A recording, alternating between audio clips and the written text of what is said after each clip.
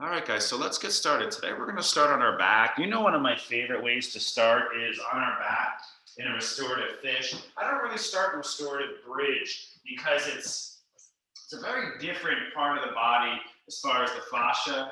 So I like to start in this one. Now, instead of blocks, you could have pillow, you could have bolster, or even a rolled up blanket. So if you had a little yoga blanket and you roll it up till it's a long roll, that's a really nice softer variation.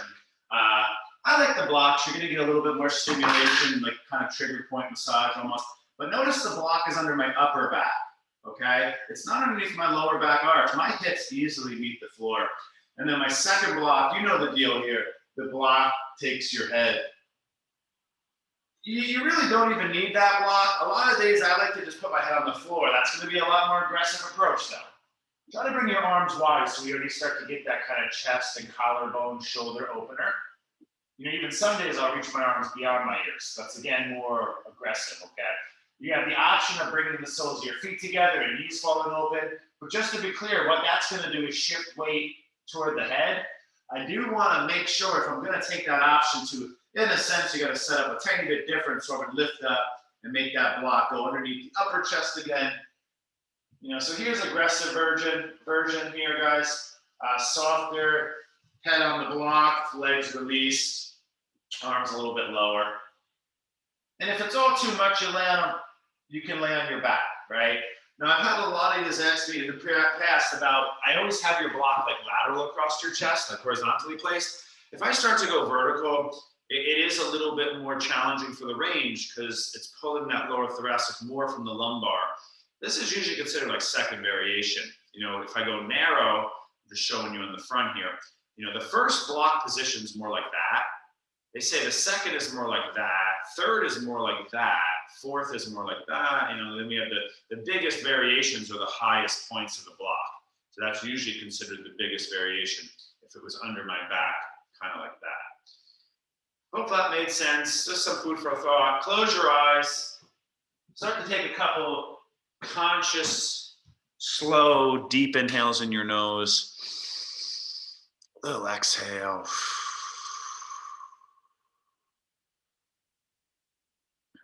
You're attempting to let your bones kind of just get heavy for a few moments. I also love this position for developing abdominal breathing. Sometimes in other yoga forms, it's tough to bring abdominal breathing because we have a lot of tension or straining through the core. So here, as your core relaxes and you go into a thoracic extension, you can really just take a big inhale. It's almost like, well, for me, my abdomen will lift a lot easier. So you're getting the lower abdomen into the breath, and then big exhale, the abdomen just sinks lower. It's important to remember, yogis, that chest breathing is associated with sympathetic brain state, and that abdominal breathing is more associated with the parasympathetic, or let's call it the healing brain state, or the intelligent brain state. Mouth breathing is also associated with sympathetic, whereas nasal breathing is more of the parasympathetic. So the idea of abdominal and nasal breath together is like the double.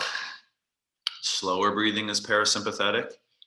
So we're combining all these different breathing, intentions to create max parasympathetic, or kind of, heightened immune function, heightened brain, certain parts of your brain start to turn on, particularly in the frontal lobes.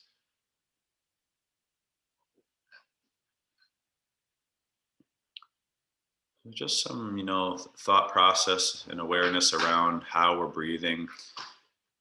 Deeper breathing also tends to be associated with a more intelligent brain state. So the idea is to breathe slower, breathe deeper, in and out the nose into the abdomen. Okay, last few moments here, please.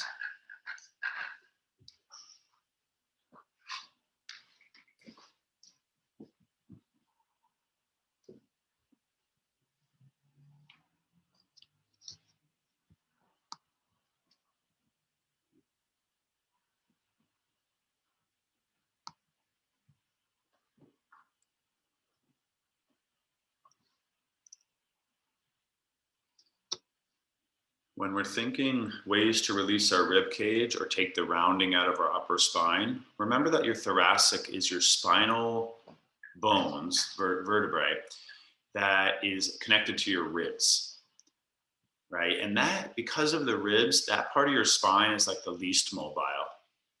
And if the ribs get tight, it doesn't allow our lungs to expand. It does tighten up the diaphragm, breathing muscle, and it doesn't allow spinal mobility. So if you're looking to stretch your spine in the thoracic, it's hard to beat this posture. You know, we can do Sphinx all day, we can do Cobra all day. Most people can't relax enough to really stretch the spinal column, the ribs. So really, this posture kind of stands alone. One of my other favorites is the Virasana. We don't do it that much in gentle. And also the camel pose. So those are two other really good thoracics that require a little bit more, activity to get that type of release. So this posture is really unique in a sense. So try to remember this one and do it regularly, okay? Even if I don't instruct it. So here we go, guys. We're gonna bring our hands behind our head, lift our head up, and then hold the head. Use your hands also to bring your knees back together after a static first opening stretch, and then use your core and your arms either to sit up or to roll to your side, okay? Now, if you want to remove your props, but keep them handy, we're gonna lay right on the back, okay? So a lot of the classic gentle yoga is all on the back, and sometimes we don't take it here enough. So a big good dose of that today, okay? We're gonna start by doing the opposite, kind of bringing our knees into our chest. So our knees are together in our chest where they were kind of apart and down on the floor. And you know the deal here, we just kind of move nice and slow, starting maybe with ankles and toes. In gentle yoga, we sometimes take the more focus on the subtle body, the subtle movements, kind of lazy. Draw circles with your knees is nice, massaging out the sacrum, or the muscles that connect to the sacrum more likely. You draw circles both directions, and then look, I kind of straighten and bend my knees. That's knee extension. I flex my feet, straighten my legs, bend, straighten actively. I do want to keep my lower back down, yogis. Remember that. As my lower back wants to get pulled off the floor, I don't want to let that happen, okay? Another little nice option here. Feet go on the floor. You notice I'm just giving suggestions. My knees wouldn't show like side to side. So before I was massaging my sacral area, now I bring it more into like the belly of the muscle. Some of you know, like, I'm a big fan of manipulating the neurovascular bundles, they call them. It's like, everything is surrounded with fascia, and you get this tightness happening around basically your veins, arteries, and nerves. They're surrounding this fascia where it runs like certain parts of the body, and that's where a lot of tightness starts. So we don't want to only massage the belly of the muscle, but also these kind of musculotendinous junctions, and then like the outer edges of muscles as well, okay? So let's keep going here, yogis. Right knee stays into chest, left leg releases, good old wind removing posture. Think of it like a child pose almost, or a yoga squat. I pull the knee a little wide to the right and then in toward the shoulder. Okay, a couple breaths. Now, most of us probably just want to stay here. Since we have a group of regulars, a little bit smaller group, you could always kind of bring your hands behind your hamstring more. So you think of it almost like a single leg happy baby. Those postures kind of interchangeable here, where this would be the easiest. This would be a little bit more. This would be even more. And straight leg would be the most. My knee is still kind of over my armpit rib area. I'm not really trying to straighten my leg just yet, okay? Main goal is to get thigh compressed towards ribs, armpit, okay? So I'm just giving you a little bit extra today so you can see the kind of the evolution of this form. All right, right leg releases, go slow please. Left leg goes forward into the chest. You might want to take the first version here. There's always the strap work. You put the strap around the hamstring and pull. We do strap with the happy baby, half happy baby, similar. And then we eventually straighten the leg a little bit more. So there's about 4 ideas there for you, depending on what you want to do, how you're feeling. Take a few more deep breaths into your left side, pulling the knee toward the left armpit area. Try to flex your right foot a little bit. Press your lower back down if it's arching, and then breathe into any tightness.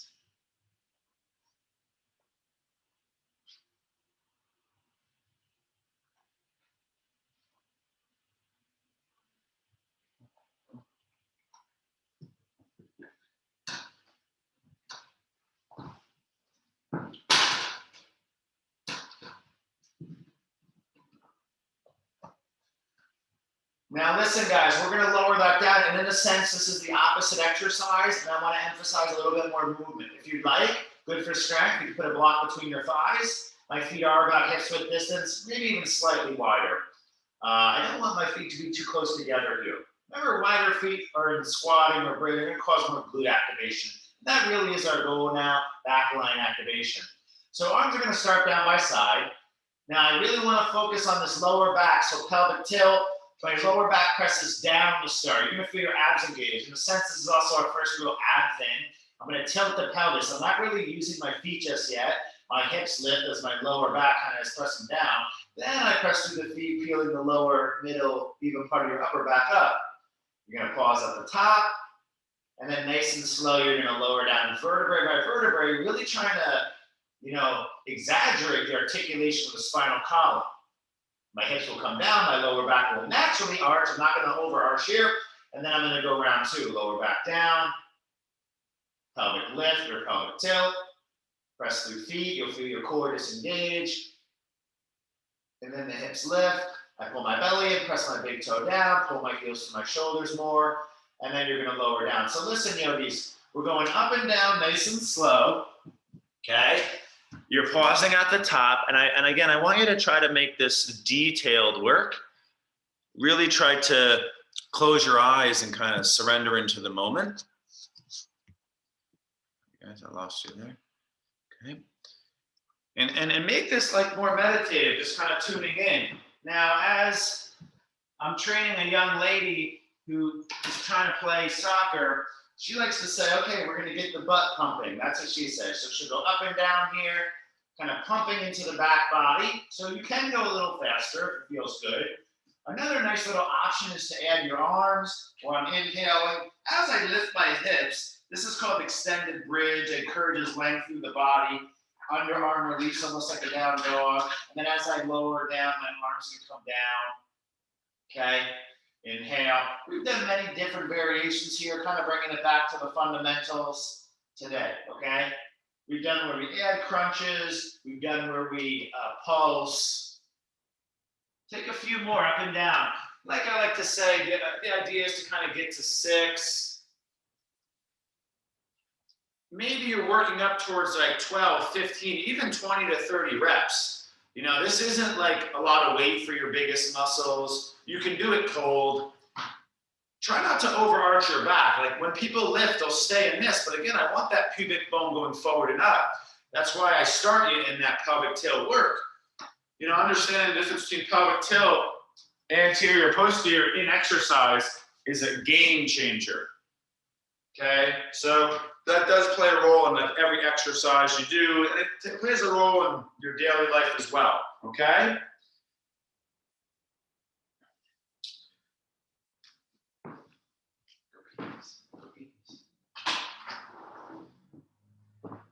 All right, guys, let's bring our knees down, hips down, and our knees back into our chest.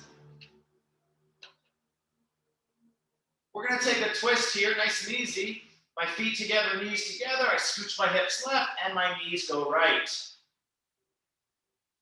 But I do want to start with some active rotation. So my right arm goes out, my left hand kind of on top of my right. I inhale my left arm up and open. I wouldn't go too deep to start, right? Exhale, I roll toward my right. It's like I'm in bed on my side. You can even do it like that kind of, right? Inhale, left arm goes out and open. I even start to look with the neck, the head. Exhale down. Take a few more. Ideally, it's about 6 to 15, okay?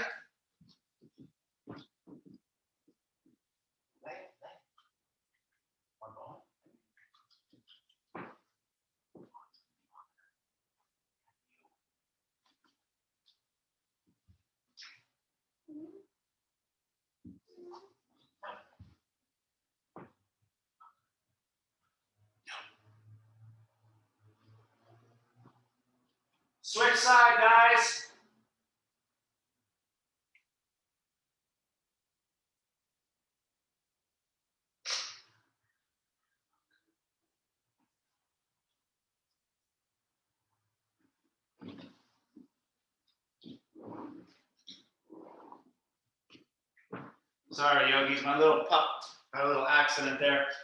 All right, yogis, so you're on your second side, and if you need that demo from a different angle, you're basically on your side going like this. Notice my knees kind of stay in the same form. The yogis, they say that like as you twist, as your knees start to get pulled away, that's where the tension starts, so you don't need to force past there.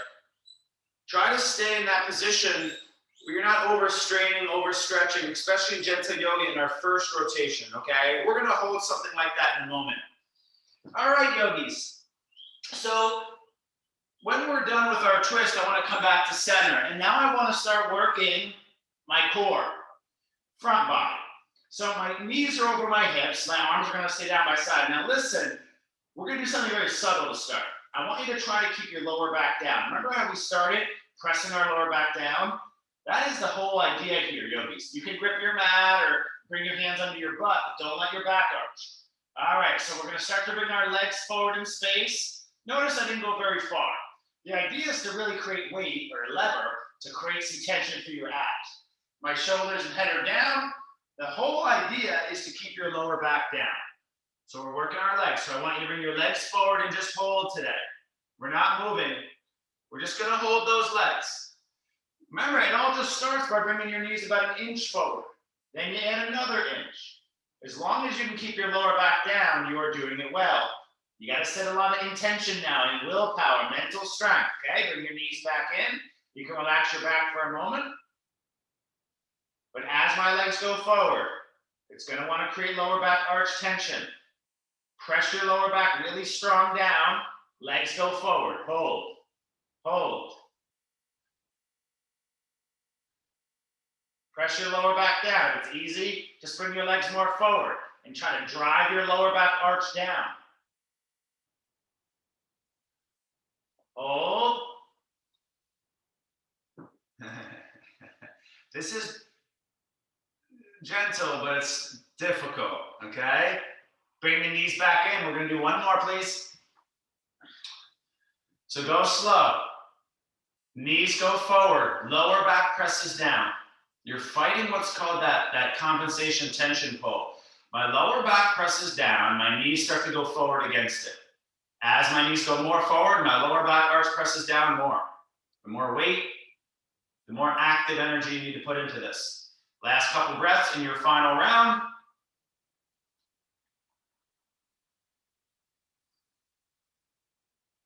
Yeah, just something subtle, right? Not big crunches, not big movements. Just getting those abs, some tension, and holding. Knees come back in. Take a little moment here, yogis. So that is considered front body work. I'm going to go into the back body again. All right? Feet down. Now think of a bridge hold where we focus on the movement. Now I want to go for a static hold. I will give a couple options. You're welcome to do the block between the thighs again. This round, maybe you're going to work on binding your mat here, or even walking your hands under as we lift the hips. Here we go. Press your lower back down, lift the pelvis, walk your hands under your body like I mentioned. Notice I roll side to side. Maybe taking this type of bound traction bridge. I love this one here, especially when my neck is tight or anything like that. Now, some options here, yogis. Pull the pubic bone up, press the big toe down. Maybe lift your heels today. So you go into the calf muscle activation. Okay, then you can try putting your heels down. Don't let your knees buckle in or out. Lift the ball, the mound of the foot. So now I'm really pressing through the heel.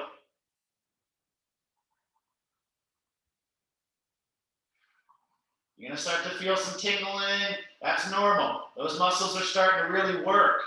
Your body wants to quit, but you're not letting it. All right, so now we put all part of the feet down and we lift a little bit higher. And then we're gonna lower down here, yogis. It might be a good moment to neutralize.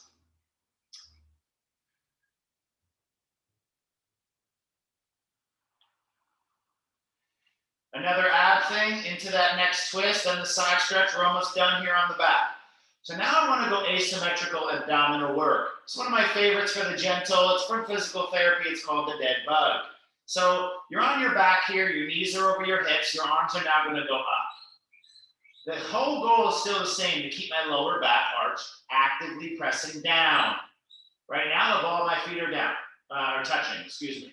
As I inhale, you know the deal, one, right leg, left arm go opposite. And I'm gonna keep my lower back down. Exhale, I come back in. So now a little bit more moving abs. Just like we did a moving bridges and then hold the bridge, we did the opposite. We held the abs first in symmetry, and now we're moving in the asymmetrical abdominal work.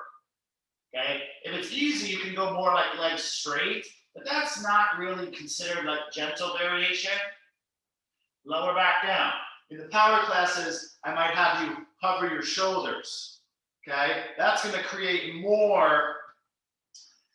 The idea there is like, oh, compression strength, add tension strength. So you have a muscle shortened, but then on one side of it, you're lengthening. So you start to get lever in compression. It's, not gentle really, okay? But in case you want to pick it up a little bit, that's on you. I'm not here to decide exactly what you should be doing. If you're feeling good, I want to give you the opportunity to push it.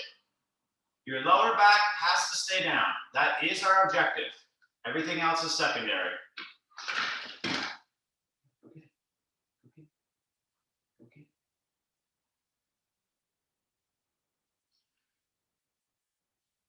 So, like 1 or 2 years might be new to this class, but not every week are we going to do a lot of core work, okay? Even though there will be core work, it won't be this kind of isolated or direct. We will just work in core from standing or from tabletop, but I want to give you a nice heavy dose today. All right, yogis, now go slow. Now combining forms. Releasing left leg, right knee into chest. We did this earlier. We did a moving twist. Now we're going to take that just reclining single leg twist. A big stretch here. Knees, hips to the right, right knee over to the left. You can rest your thigh in a bolster, reach your right arm out. Nice deep breathing here. Try to walk your left foot to the right on your mat a little, and you can scoot your hips a little bit more. Lengthen through that left heel. Just a few deep breaths here. A little bit different. Notice my right arm is not directly out to the right. I even reach it up past the kind of corner of my mat. That is actually significantly different for the release you're going to find. The armpit and the pec minor, part of your protractor. So it's not like an arm mover as much as a scapular mover. This is a big stretch. First really big stretch of class.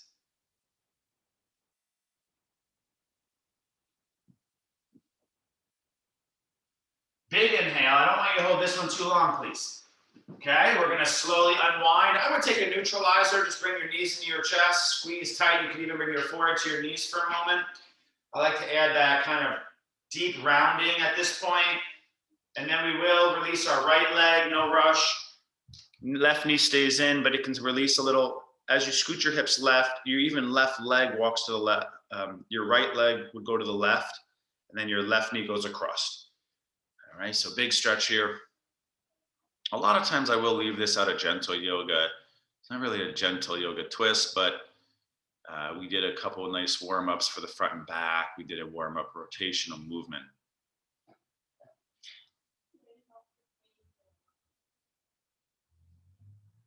Try to relax, right? You are a little active here, particularly if you like the bottom leg, kind of lengthening through your core and your breath, but you are trying to also find a nice place to just be easy. Let the form happen, don't force into it.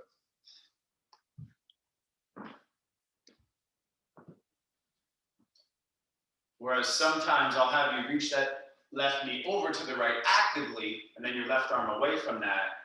In the power yoga here, it's more like, just kind of, melt into the pose, okay? So same form, just kind of different intention or approach. All right, guys, so listen, we're gonna come back to center.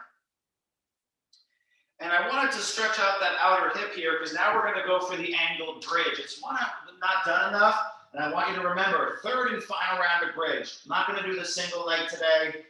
I'm going to bring the soles of my feet together. We did the stretch here earlier. And I'm going to press through my big toes together lightly, arms down by side. We do need a little extra stabilizing for your arms. I'm going to press the outer edge of my feet down to lift my hips up a little. You're not going to lift this high. Now the knees are gonna wanna maybe come together. Try to let them keep falling open. My feet are too far forward, I notice. I gotta bring a little closer to my hips, okay? And then I'm gonna press down. Here I am in that angled bridge, they call it. The knees go open as I lift my hips, but then here's the ticker, the trick is the posterior tilt. It's very subtle. My pubic bone has to come forward and up. I do not want to let my back arch. I want to bring my ribs kind of in and my pelvis more forward and up, and then tilt forward. It might be a little unstable. That's kind of the point, yogis. It's like we're taking a bridge that's less stable. And what's going to happen there, you're going to get more glute here, but you're going to get more tonic stabilization. So the stabilizing kind of balance coordination muscles will work more.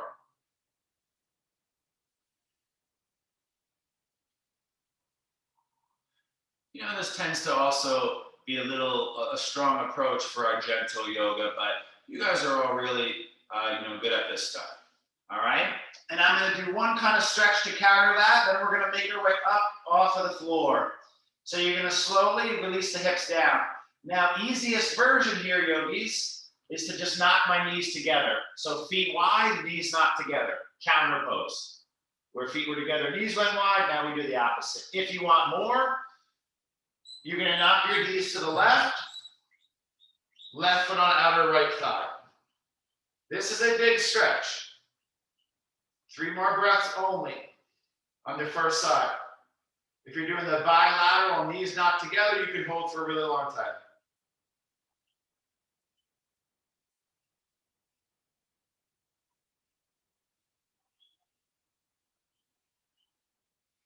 Now go slow. You release that first side. Again, as your knees knock to the right, your right foot goes on your outer left knee.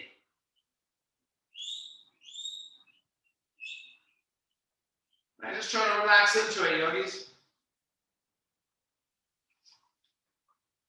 They usually say if you have like tender knees, this is one you want to be careful with. We are forcing some weight onto the lateral knee. There are big rotational qualities. They call it the gospel of the myofascial study, the Trains book by Tom Myers. They always talk about the spiral line of the knee. It's a very interesting body part. It's a hinge joint. It has spiral stabilizers, but it's not really meant to move laterally. So if your ankle gets too tight, then your knee's going to start to hurt because the ankle can't move laterally. It gets forced into the knee. Hip too, right? So be careful with that one. It's a wonderful stretch, but also the body's not used to it. All right, guys, let's get out of there. So last opportunity here, double happy baby. If you wanted it, we did the single leg. I mentioned straightening the leg, or, easiest is here, second is here, next is here, and eventually you're working the straight leg more. Last pose here on the back, an intermediate, very seasoned yogi might go into plow here if you're feeling really good, but that's not really gentle yoga either. But it might be for some people today, what's gentle is, person to person. It's not written in stone. Let's make our way up to seated, yogis. Take a few extra rocks if it feels good, okay? We're gonna swing it right around and come to tabletop. I do wanna get our spine moving a little bit more, even though we did some twist, we did some bridge and tension. I want to freely move the spinal column, and there's really not a better place to do that. Standing is good, but cat-cow here. As I inhale, I arch. As I exhale, I round. Some people call this one camel. Some people call this one cat. In yoga, we call this one cat. It's like a scared or angry cat. They round their spine, okay? And this is the happy cow, the cow in the pasture, big full belly, eating grass all day. That sometimes you see the cow, their abdomen dips very low and there's like an arch in the back. There are many names for this stuff, but that's only the setup. I mentioned free movement of spine. So that's our intention now. So I start to draw circles. I start to move side to side. I start to bend elbows and move my hips all around. It's more of an artistic dance-like movement at this point, whereas stuff on the back was very tight, structured, and linear. Now we come into free movement. I do want you to go a little extra, you know, at least another minute here. Close your eyes and in a sense dance. Move in ways that you normally don't.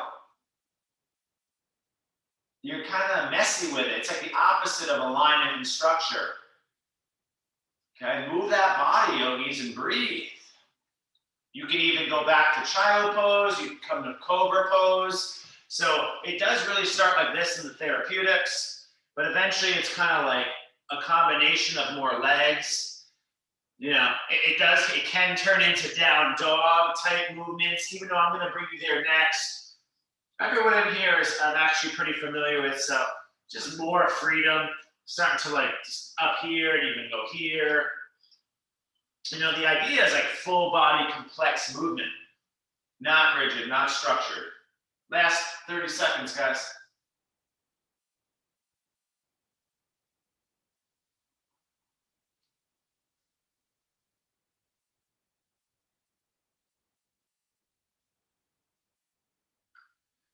So in a sense, the next two things, frontal inversion, ankles and feet, and then wrists, and like forearms and elbows. So we're gonna hit these like micro body parts a little bit more.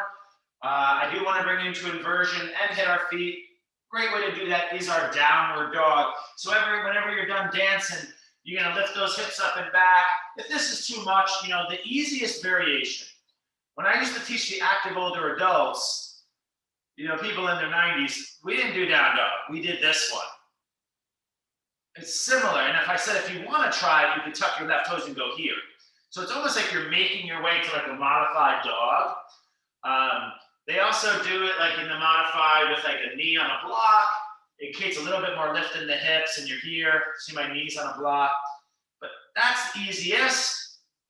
More of the full variations here. I did mention something like this. You know, depending on how you're feeling. So you got a few more breaths. Ideally, stretching out your toes, your ankles, your calves, and getting your head really low below the heart and breathing very deep. So really, you know, child pose can work, but we're gonna do that kind of next. So maybe not.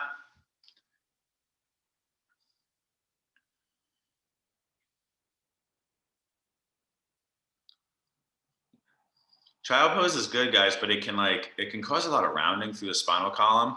So laying on your back with knees into your chest is actually first variation. Your spine will stay like long and straight. There won't be any tension pull through the lower back.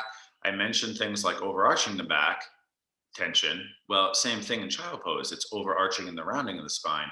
That's number one in back therapy, is eliminating what's straining the back first and then strengthening it, right? So it's kind of like diet, right? They always say eliminate what poisons you first before you add health foods, right? Or else you're just kind of, you know, not creating the internal healthy environment. You got to stop what's hurting you first, okay? All right, guys, let's slowly drop down to the knees. And then I mentioned we got to do the opposite side of the ankle. So I want to sit right on the ankles. It's called Vajrasana. It is traditionally taught in gentle yoga. Not gentle for some of us. I'm literally just sitting right on my heels. I don't want my heels to roll out though. I want to see if I can roll the heels directly upward. So the pressure is right on like the mid-center front line of the foot and ankle and shin. Okay. Now I might want my blocks here. We're going to take our first big side stretch. Okay. You know the one here. Just notice I don't want this left shoulder here. See how the shoulder is like down? So that's why I don't use the block. It keeps the shoulder lower. And that side stretch, guys. Okay, a couple breaths. Notice I do spiral. My right arm is up. I spiral my chest up to the right. And I'm reaching up a little bit more as opposed to, you know, just dropping down in compression. Compression is good, but not just like heavy weighted, okay? Okay, no rush here, yogis. I won't make you hold this one too long. We'll do our second side.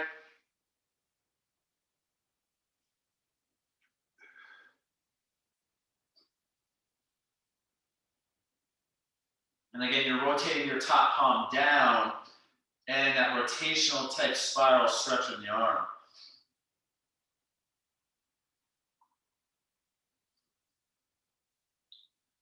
I actually watched a hour-long lecture on the new signs of the fascia.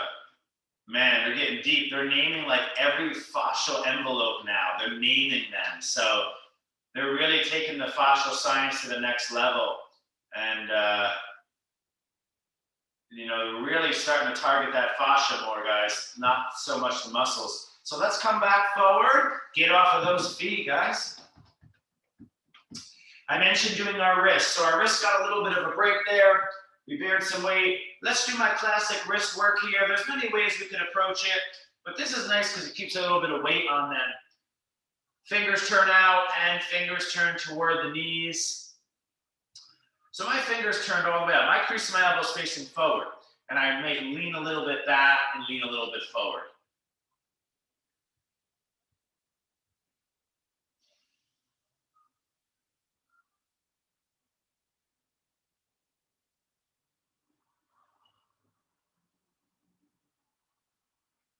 In the end, I can lean back and kind of hold.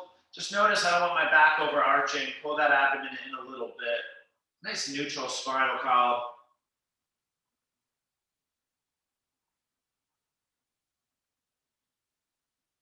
I'm adding a little tuck of the chin to stretch the back of my neck.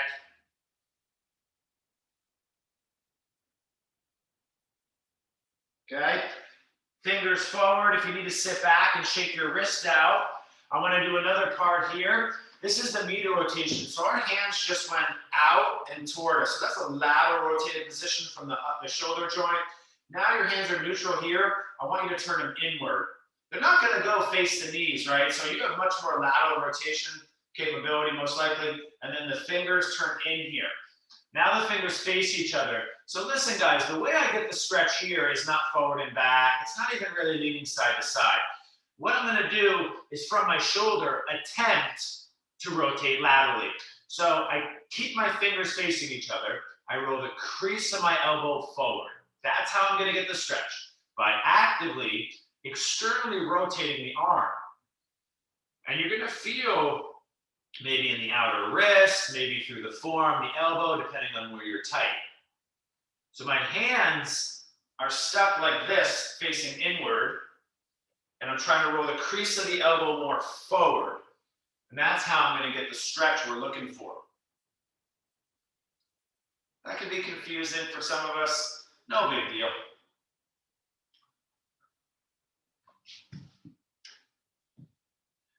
All right, so this is my 4-part hand sequence that we do sometimes in yoga. Now, take your time. Let's release. We've done it through the forearm and elbow, okay? We've done through like the spiral line now, like the wrapping.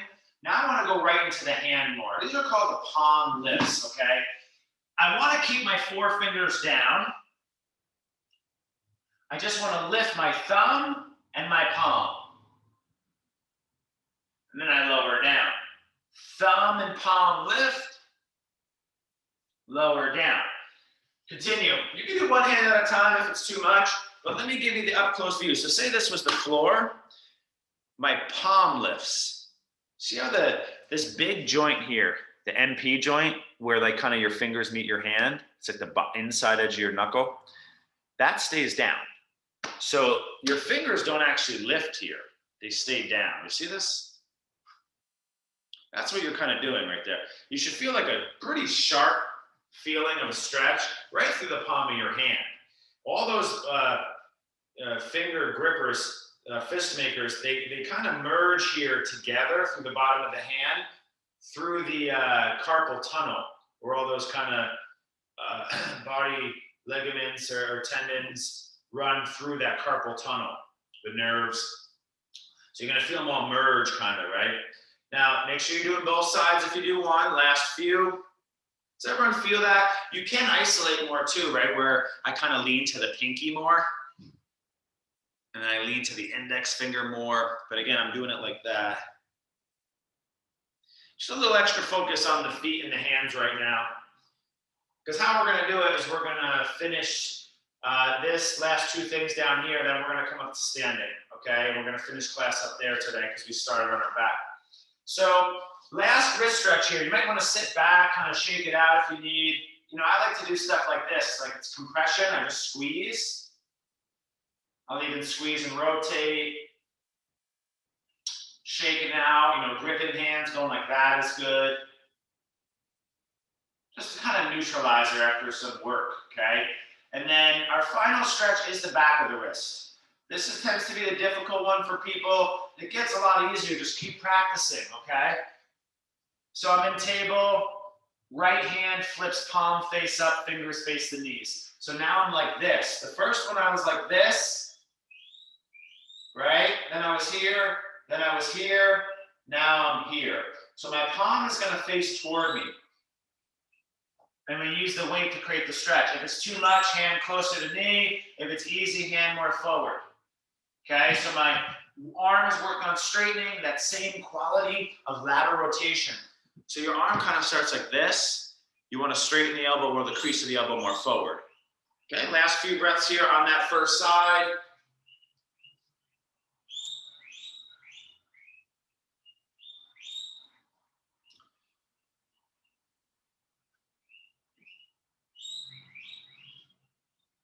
Make sure you do your second side if you haven't, yogis. Ideally, on this one, it's kind of single-sided.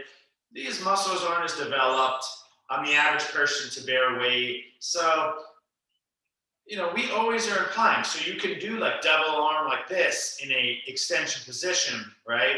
But if we go into flexion position, and we're stretching the extensors that are usually very tight and very weak, which is a bad combo, right? It's about the worst combo possible, weak and tight. So you want to always just start slow with that. All right, yogis, let's get out of there. All right, now I'm going to just take it down to the ground. If you wanted to do a gentle round of push-ups, you're more than welcome. Or we call this, that's literally what this is called, is like half or gentle plank on knees and on forearms. It's a very easier approach to working on plank, okay? These are called gentle push-ups. So if you want to add that in there, you can. I just mentioned it. I'm not going to do it as a group today. I want to make our way down to the ground. I'm going to create a little length. And today, since we did restorative fish, I'm not going to hold the Sphinx. I want to work on that lower back strength. Think of this as combining with bridge to create a more fuller strength in the body. So my hands are going to go down by my ribs. If you want a little bit more, you could, widen your arms. But my objective is to lift with the strength of my back. It's not really to bend, okay? So if you do tend to use your hands too much, you can bring them down by your sides. I'm going to simply lower down just like bridge, and then I'm going to lift and pause. I'm going to try to engage my legs and drive my pubic bone down more. I do want to feel my lower back arch tensing. That's how you strengthen, yogis. You got to turn muscles on. Lower down, and then lift. We are only going to do one round. I'd like you to try to get to about 12 reps. Try not to over tense your neck. Try not to over lift your shoulders to your ears. Try to relax also as you work. We got another 6 to 9 reps.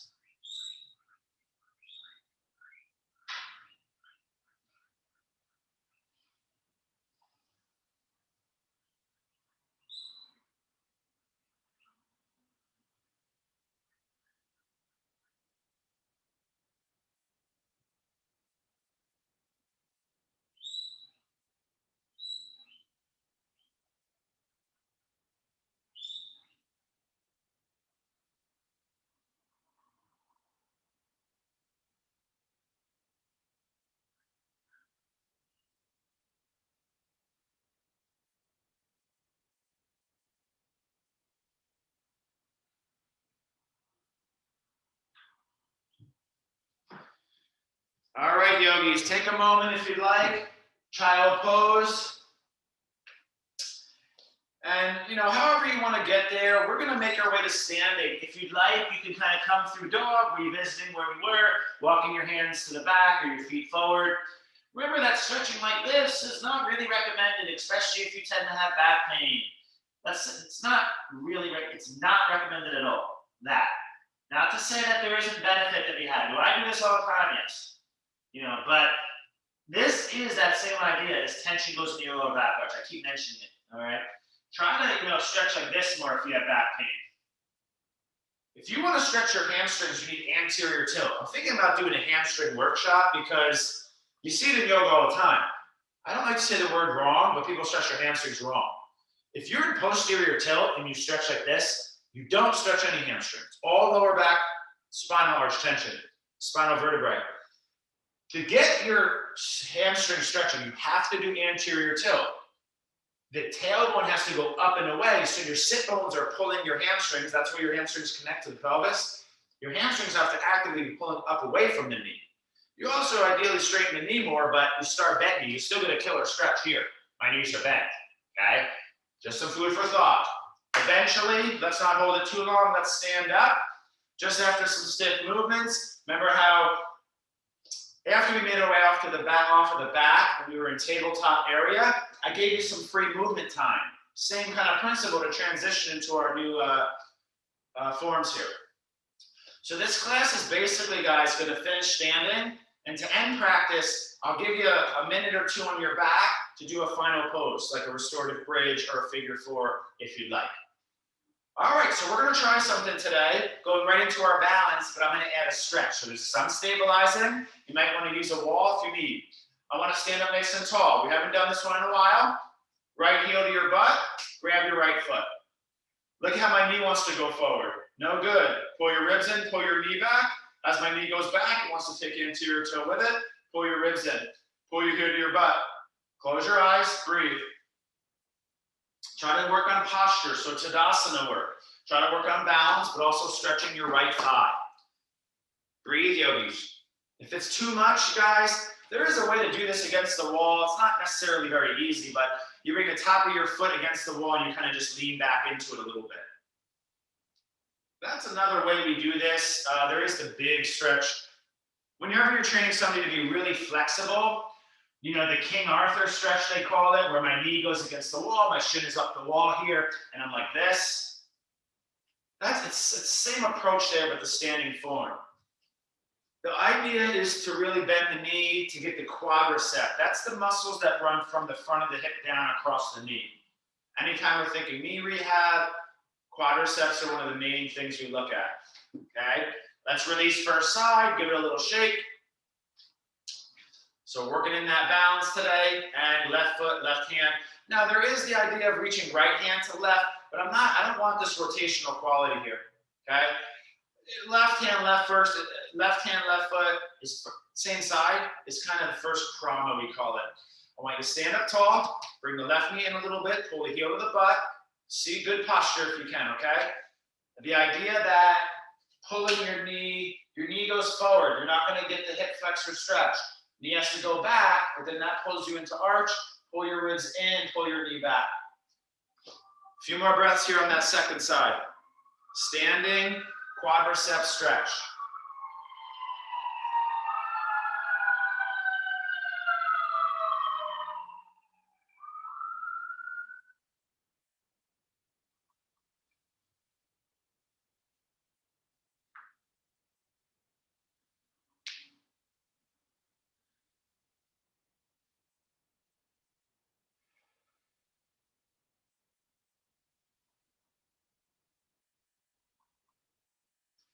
Big inhale.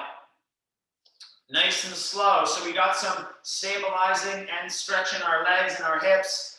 Let's keep going here. Now let's move up in the body, kind of take the awareness to the neck. Squeeze your butt, roll your shoulders back and down. Nice and easy. Light neck circle, please. The idea of neck circling usually is suggested to start slow and small. So my neck can move a lot more than this, right? I taught this in a class the other day, and one of the tightest people in my class started going nuts with his neck. Like, I'm like, what is happening? I'm not the type to, single people out and say, don't do that. I'm the type to let you get injured, and that's how you'll finally learn. A lot of people don't learn until they learn the hard way. It's just the way of the human species, right? People don't start eating healthy until they start to not feel well. People don't start exercise until their body starts to hurt. I'm trying to tell you things that can give you insight into what could happen. Don't move your neck too crazy. Your neck never moves like really big. So, start slow and small and build up range, okay? And then stay where the pain might start and like right there, and work into that slowly and soft. And then you're going to switch directions. I was teaching, live at El Segundo, in person at El Segundo Bay Club. I have gentle yoga Friday mornings there. And the tightest guy in the class starts going like this with his neck. I'm like, what the heck is going on back there? But that's all the process of, what am I doing? Why am I doing it? How am I doing it? What's my intention? The goal is to be kind to your body, guys. We work in the ranges, but kindness is the primary, all right? Now, I want to bring you into a next stretch here. I want to include our shoulders. So you're going to bring your hands behind your back. If you want to just go here for a moment, this is one of my favorite shoulder binds. If we don't like do it in class, throw that in there a lot. This is called the Sushumna. So what we're going to do comes from this space. I want to bring my hands over to my right side. So my elbows bend. My hands go on my side waist. I squeeze my palms and elbows toward each other. My shoulders roll back and down. And then my right ear goes to my right shoulder. So my elbows are on the right, squeezing together, and my head goes tilted to the right. Last 3 breaths, it's a short hold.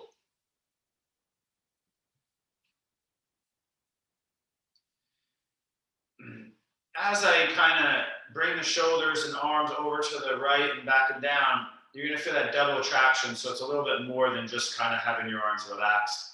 Okay, now listen, bring your hands back in neutral, neutralize your neck. Intertwine your opposite pinky if you can, please. Over to the left, palms, elbows squeeze together. Good posture, left ear, left shoulder. A good way to remember this is easy. Whatever side my hands are on, I tilt that way as well.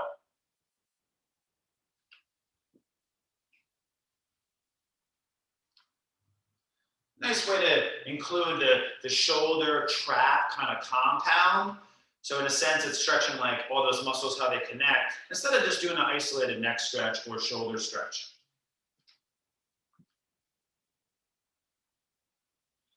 The idea being your shoulders and your neck are always working together. Might as well stretch and strengthen them together, okay?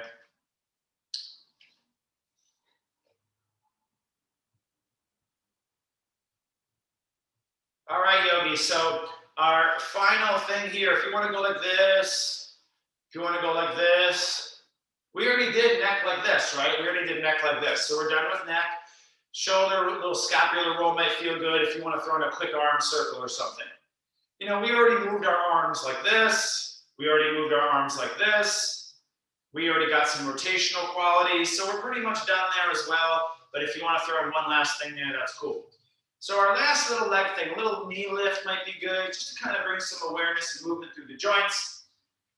So what we're going to do is our calf raises into our balance, which is walking on the mounds of the feet today. A little bit different for our balance work. So no traditional tree, just switching it up on you. So I'm just going to nice and easy go here with my heels lifted, and then I'm going to bring the heels down nice and slow. Remember, we are lifting strong, but then I don't want to just kind of fall down. I want to learn to resist the urge to kind of drop the heels. So I drop my heels slowly. It's almost like a negative calf raise, right? Where we lift the calf, but then we lower down slow. And you guys know my favorite is really the hyper range. I like to bring the foot more into dorsiflexion. So your foot here are more neutral. I like to kind of lift my balls of my feet and then go up. I lift the balls, the mound of the foot, and then I go up. Okay, so that's a little food for thought. Whenever I do calf raises, it's never from neutral, unless I'm just like walking and I just feel like doing it. I always intentionally bring the foot more into hyper range, so heel below toes, then heel high above toes. So I work the full range of the calf. Just like sometimes I'll have you march in place, we take the walking range through more same pattern of movement, just further end ranges and oppositions. Same thing, I always suggest eventually training more full ranges. Whereas hip hinges start like this, eventually I do put my feet up on a bench and I go way below with weight and then I come up. More full range as tension stabilization is developed. Last part here, yogis. I want you to walk on the mounds of your feet today. I want you to lift those heels as high as possible and slowly, carefully walk. I want you to walk with all the weight in your toes is the idea. A lot of times we get heel heavy and we walk with our heels. The idea here is the opposite. I want you to really feel your toes in locomotion, walking. So feel how your big toe is the main toe here. Just like in handstand, it's index finger and thumb are really the main two. You're walking here. Now notice if you roll to the outer edge of your foot, I want the big toe in the walking more. You're simply lifting your heels, walking around. Now this puts a lot of strain through your arch. Maybe not used to it. If you're a heel walker, you get strain through your foot. So my heels are really low lifted, barely. It doesn't look like my heels are lifted, but they are. With practice, it's almost like you're a ballerina. You're walking on like the mound of the foot. The heel is like stacked over the foot. You're gonna feel that a lot in your calves. Do that in the morning. Remember, trying to make exercise functional. You can do a little bit of that when you're walking in the morning. It's really good stuff. All right.